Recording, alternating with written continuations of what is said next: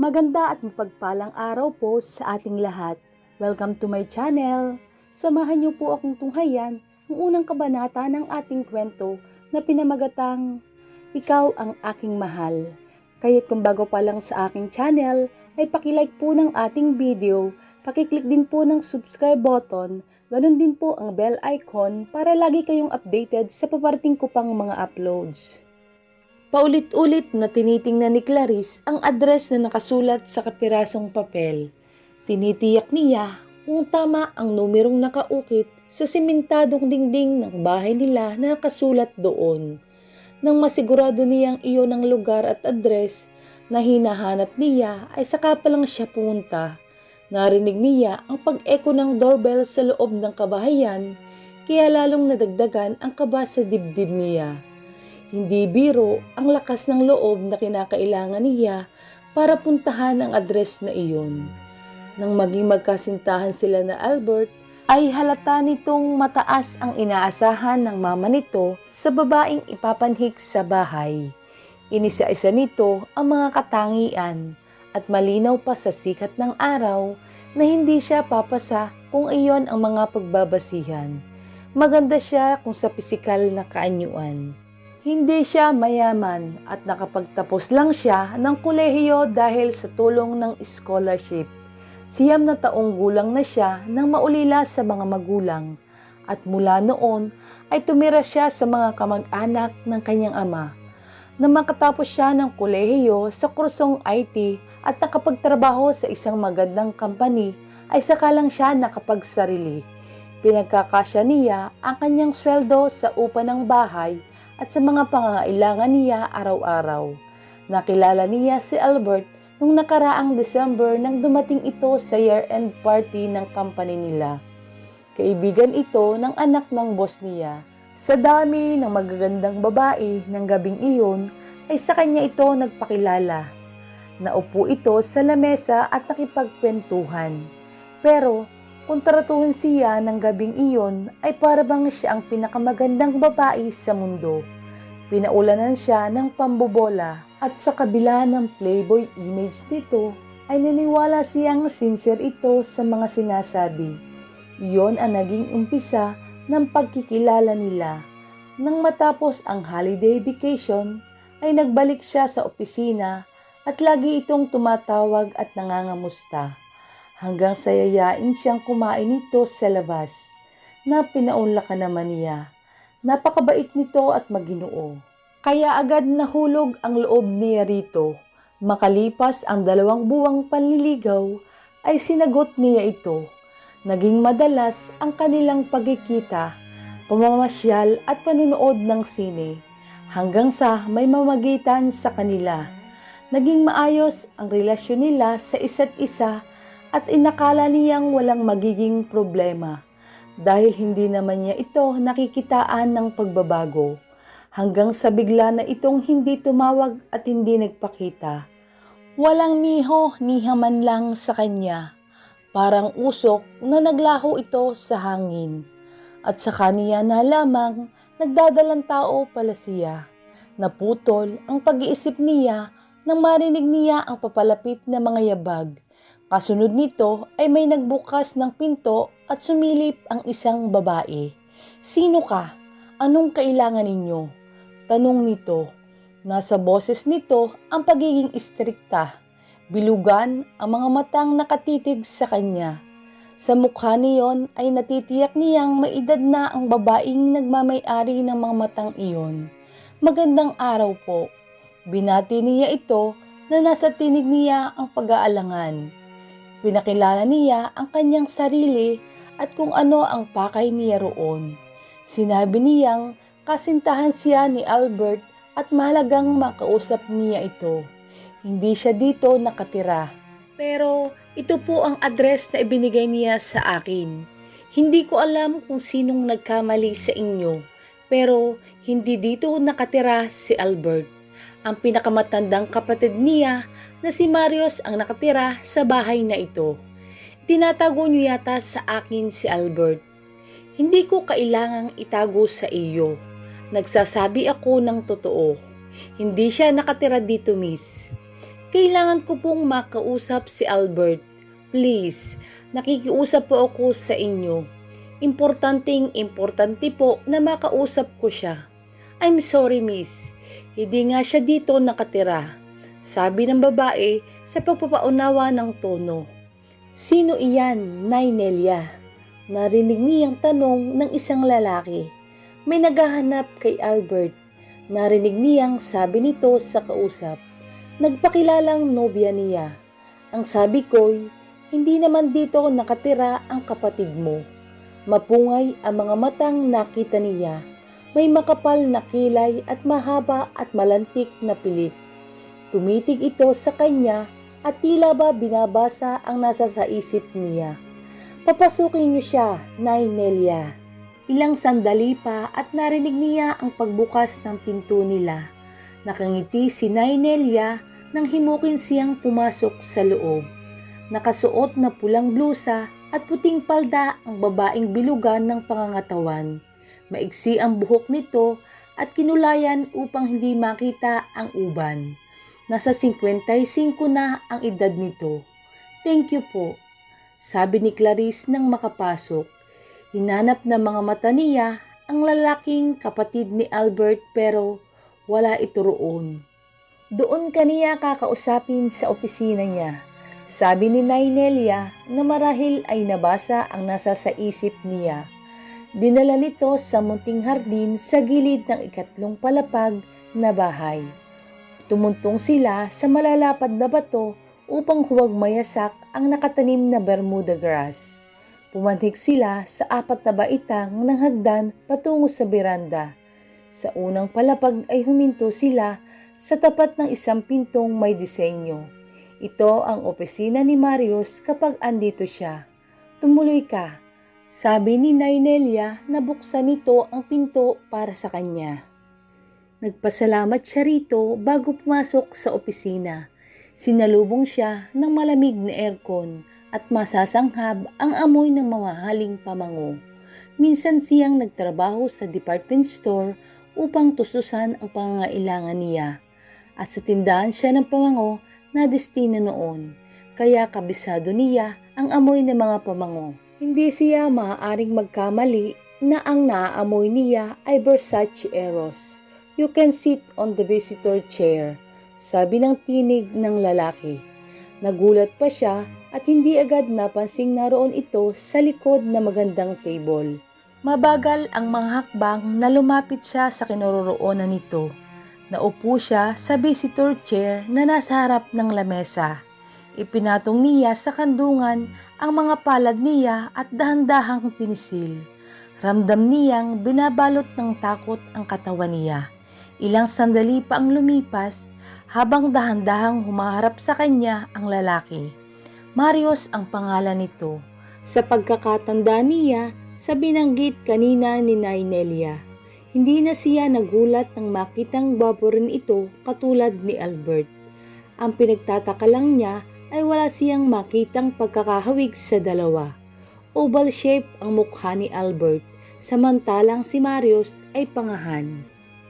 Makapal ang mga kilay nito, bilog ang hugis ng mga mata na pinapungay ng mahabang pilik at matangos ang ilong. Mapupula ang mga labi nitong tila bihirang ngumiti. Pero higit na umaagaw ng atensyon niya ay ang kulay asol na mga mata nitong nakatitig sa kanya. Hindi niya alam kung ngingiti ba siya o tatango bilang pagbati rito. Mukhang seryoso at istrikto ito kumpara sa walang pakialam at mapaglarong disposisyon ni Albert. Bigla siyang napahiya at hindi komportable habang nakatitig lang sila sa isa't isa. Kung alam lang nitong halos nasa lalamunan niya ang puso niya sa sobrang kaba. So, what do you want from my brother, miss? Clarice Sipilyo, pakilala niya sa kanyang sarili. Inaasahan niyang sasabihin ni Marius ang pangalan nito pero tumangulang ito at nanatiling nakatitig sa kanya. Ano ito, Miss Sipilyo? Hinahanap ko si Vince dahil magdadalawang buwan na siyang hindi tumatawag sa akin. Well, knowing my brother, hindi imposible iyon. Para siyang kabuting susulpot at nawawala. For all you know, baka nasa abroad siya sa kasalukuyan. If you don't mind my asking, ano ba ang kailangan mo sa kanya? Nobya niya ako. Madahang sabi niya dito. Hindi niya alam kung dapat niyang sabihin kay Marius ang kalagayan niya. Nagdadalang tao siya at ang kapatid nito ang ama ang dinadala niya. I heard maraming kasintahan ang kapatid ko pero ikaw pa lang ang nagpunta rito para hanapin siya. Sigurado akong mabigat ang dahilan mo. Gusto mo bang sabihin sa akin ang tungkol dito? Tumikhim muna siya para pawiin ang pagbabara na lalamunan niya. Buntis ako. Nakita niya ang sorpresa sa mukha nito na agad ding nasunda ng isang buntong hininga. Maya-maya ay napalitan ng galit ang sorpresa nito. Malinaw niyang nabakas ang pagkunot ng noo nito at pagngangalit ng mga bagang sa tinitimping emosyon. Ano ang gusto mong gawin ngayon? Tanong nito. Humihingi ng tinig at pagsusumamo. Itinuwid niya ang kanyang likod. Kailangan niyang magpakatatag. Pinigil niya ang luhang nais pumatak sa kanyang mga mata. Hindi siya iiyak sa harap ng lalaking ito para magmukhang kawaawa. Gusto kong malaman ni Albert ang kalagayan ko kaya hinahanap ko siya. Akala mo ba matutuwa siya kapag nalaman niyang buntis ka?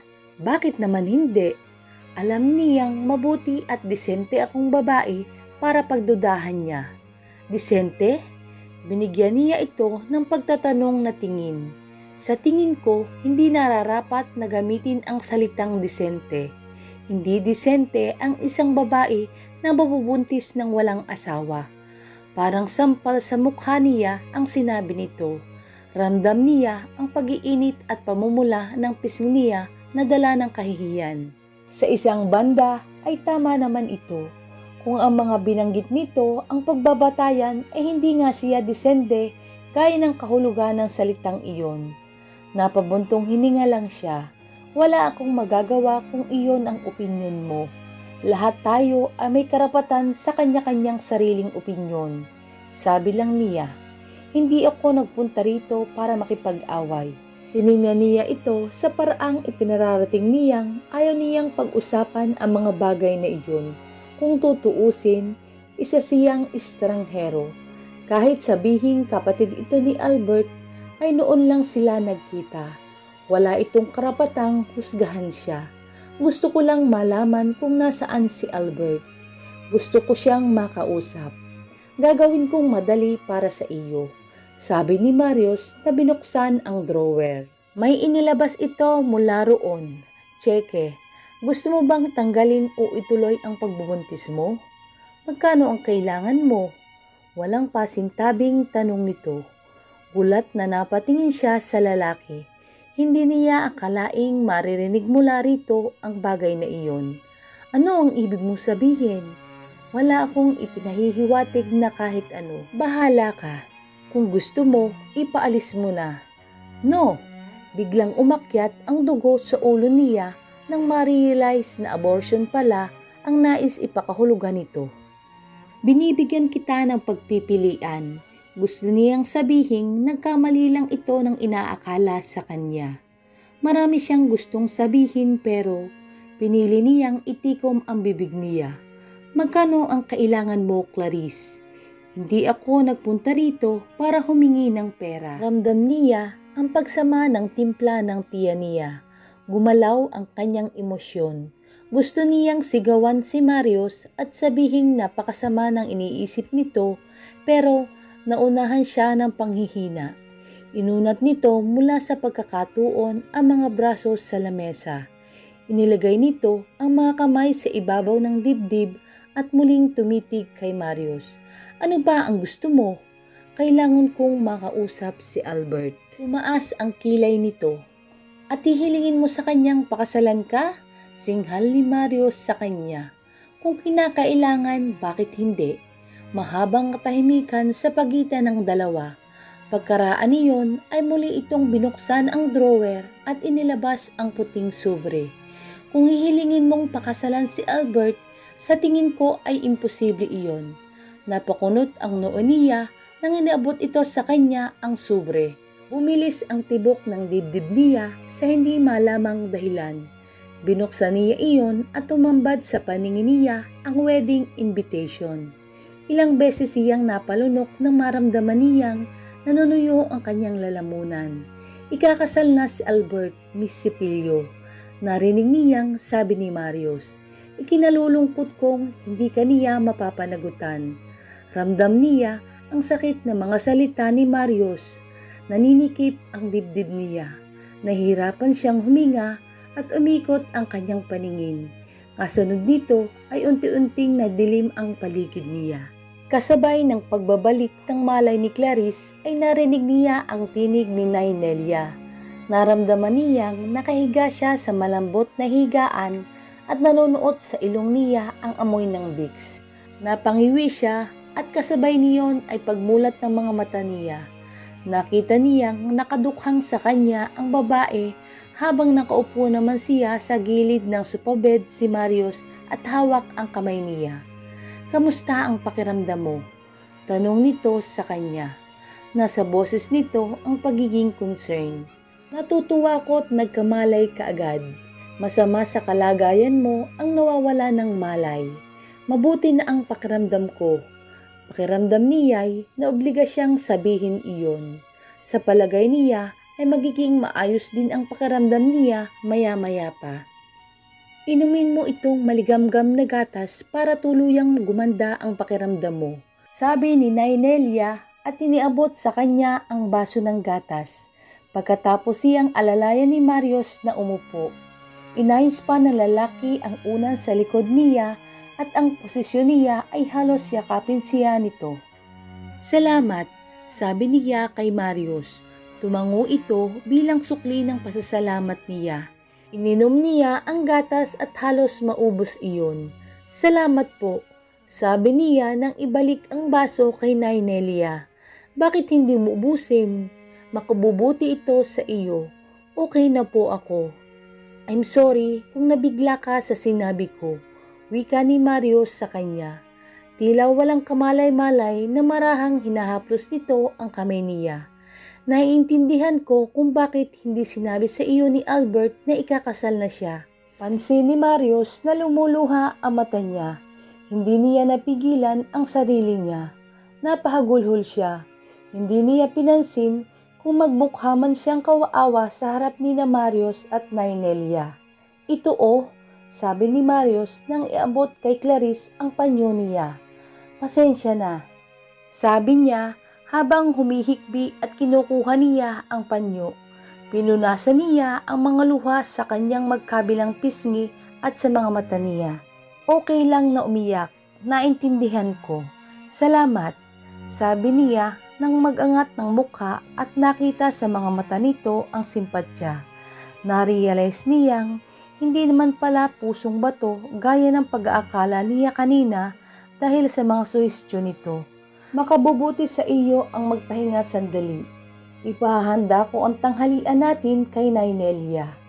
Aalis na lang ako, nitong sabi niya. Kung wala si Albert ay wala nang dahilan para magtagal pa ako dito. Tumigil ka muna dito, Clarice. Pagkatapos nating kumain, ipahatid kita sa bahay ninyo. Hindi na kailangan. Kaya kong umuwing mag-isa. We have a lot to talk about it, I think. Dapat manatili ka para sa tanghalian. Kung ito ang makapagpapagaan sa iyong pakiramdam. Humingi ako ng paumanhin sa mga sabi ko kanina. Ihahanda ko na ang mga pagkain ninyo.